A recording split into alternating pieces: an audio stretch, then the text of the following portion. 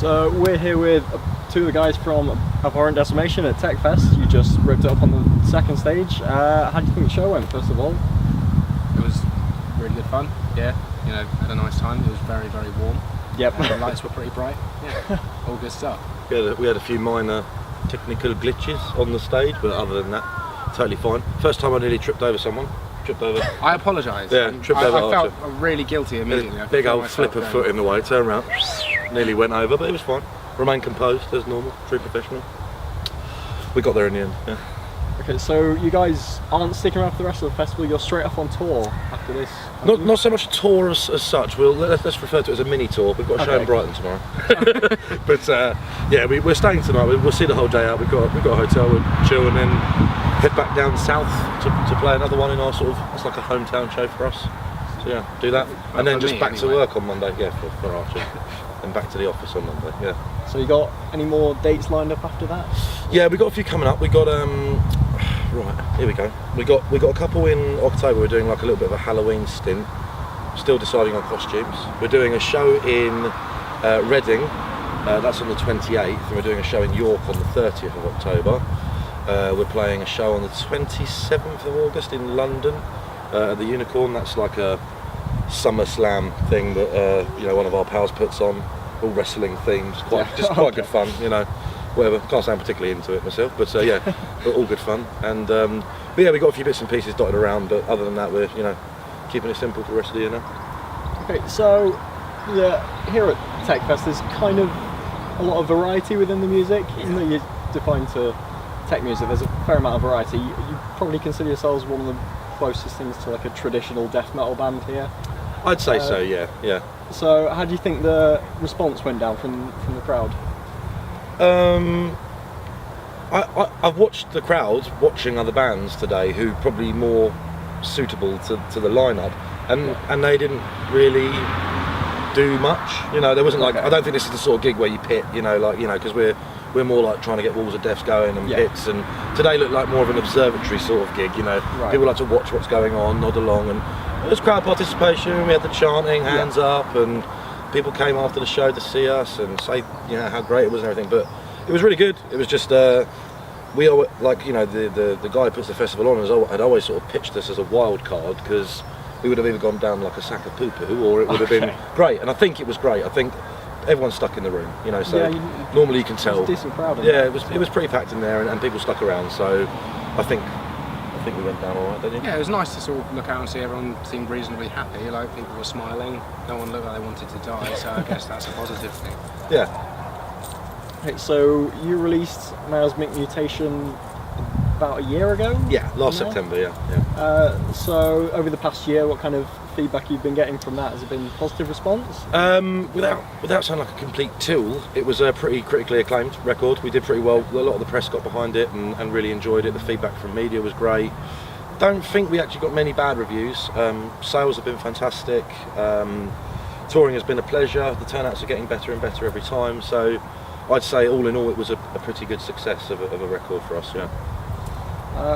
Okay, so obviously you released that a year ago. Have you gone straight back into writing? What are the plans for future records? Yes, yeah, exactly. That's kind of where we're at the moment. We unfortunately had to part ways with our you know, original guitarist, one of the co-founders of the band, who was a big driving force behind the writing. We split ways, and it's sort of reignited our, you know, creativity. So we've been working on new material for some time now. I'd say we've got about sort of 5 or 6 skeletons for the new record.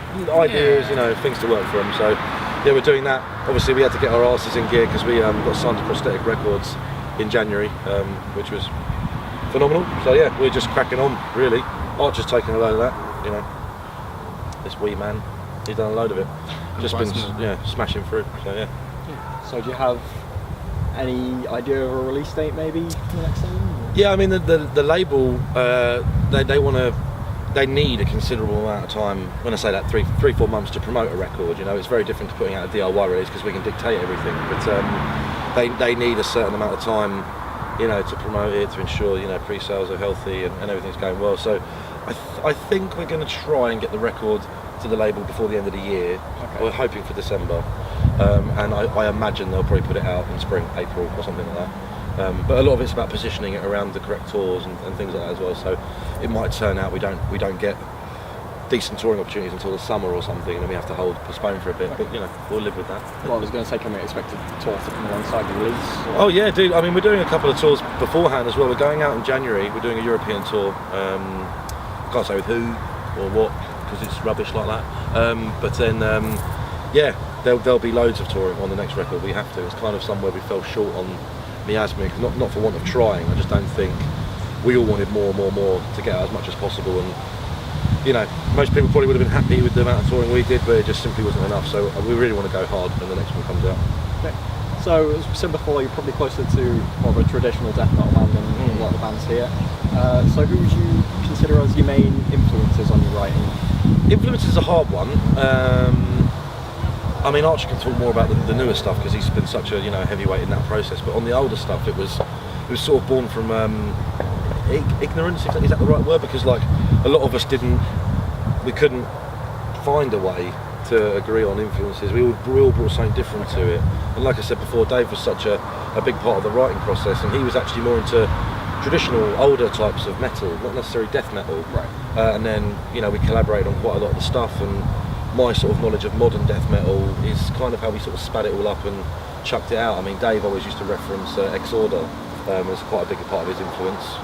Might have just given away why our music sounds like it does, because it's all Exorder-ish. But that and the older, Megadeth stuff like this, and then from me, vocally bringing in that sort of influence, Decapitated, Cannibal Corpse, Suffocation, and it sort of just melded and chewed up, and then we got our sound. But on the newer stuff, Archer can tell you where he's sort of coming from on that. A bit of jazz. I guess probably mostly on stuff around Whitechapel, As Murder. I don't really listen to a lot of old music because it's a bit boring. I like good production and I don't know.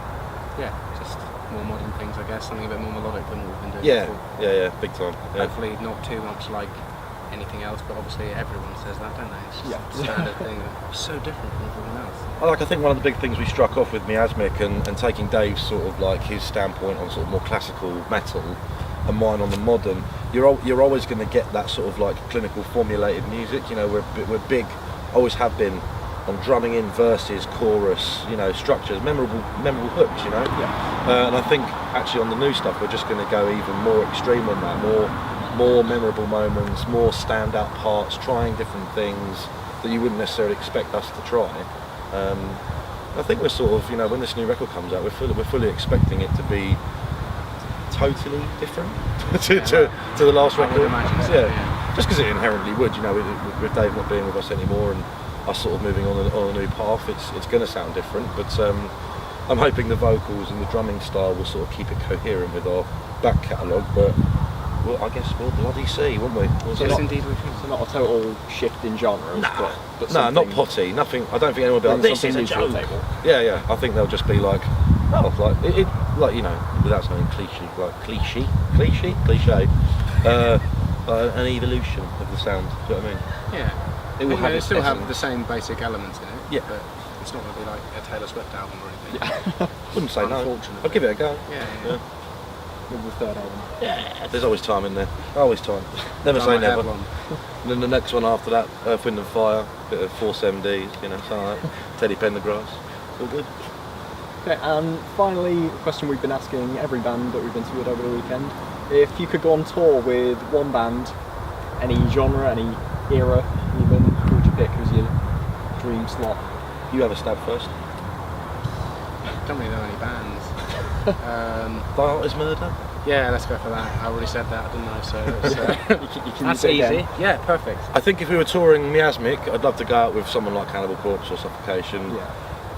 Off the new record, I'd love to go out with some really odd choices. Maybe someone like Devin Townsend or Leprous or something like that. Do you know what I mean? But I'm really up for it in the future. I don't want to stay in a small pool of heavy bands. I want to go out and have fun and play with a diverse lineup. I think you don't want to be stuck just inside the UK death metal scene. Yeah, exactly. It's something we're getting there. But I don't really think we sound like a lot of other death metal bands from the UK. It's because it's not it's not so heavy, really. I think we're a heavy band, don't get me wrong, but like I don't think we're not like balls to the wall heavy. I think it's very controlled heaviness, and a lot of the bands in the UK, we garner some of the best sort of like brutal death and like slamming death metal bands and that ain't us, man. That's not what we do. So I don't.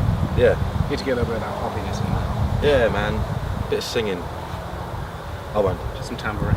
If I could sing, I would sing, but I can't. I can only just do this nonsense. But yeah, that's it. Okay, well, it was a great show. It's been great talking to you. And you. We look forward to the new album. Safe. Cheers.